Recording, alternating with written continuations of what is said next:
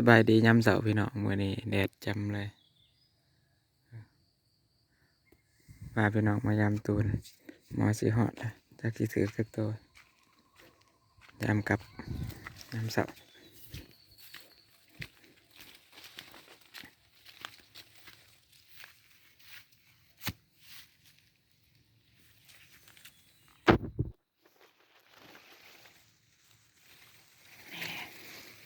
เลือกแล้วพี่น้อง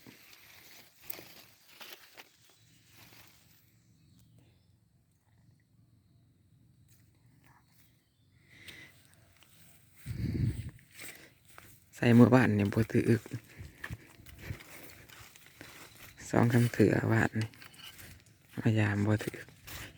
ยังอีกประมาณ3 ลังไปต่ออีกยังอีก3 ลัง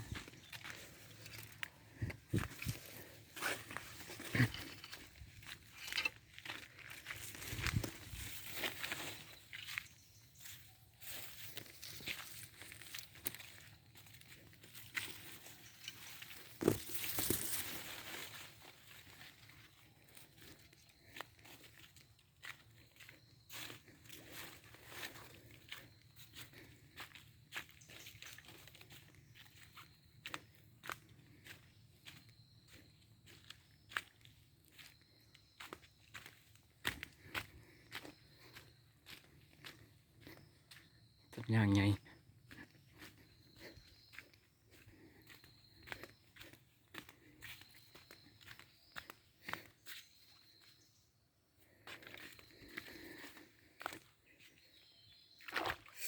อุ้ยเย็น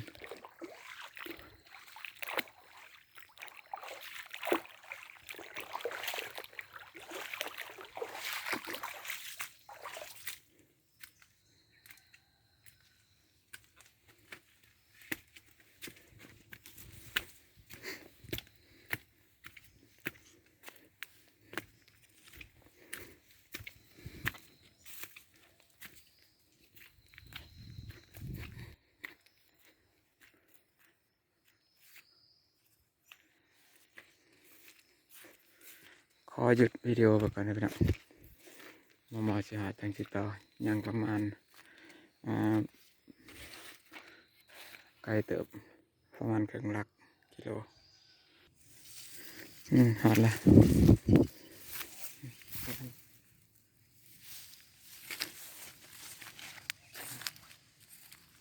โอ้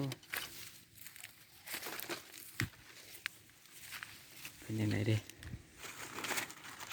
เทส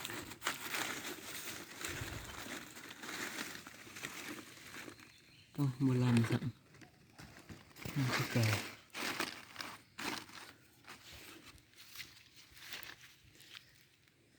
อีกครั้งหนึ่งยังสองนะ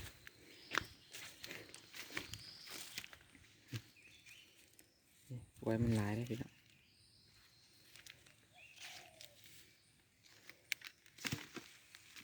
ตัวนี้เป็นยังไงอีกตัวนี้แน่นี่เรียบร้อยพี่น้อง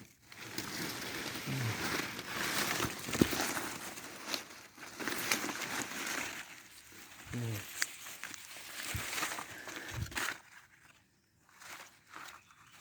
มีสองเลย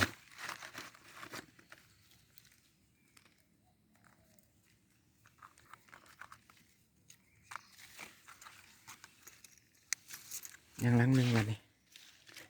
ยังลังสุดท้าย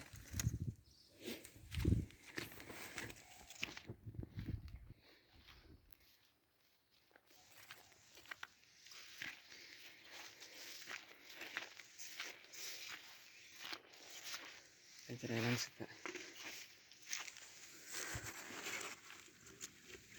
เห็นตะเกียบ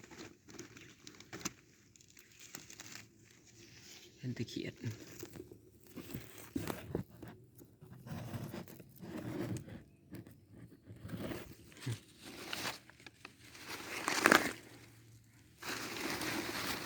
กด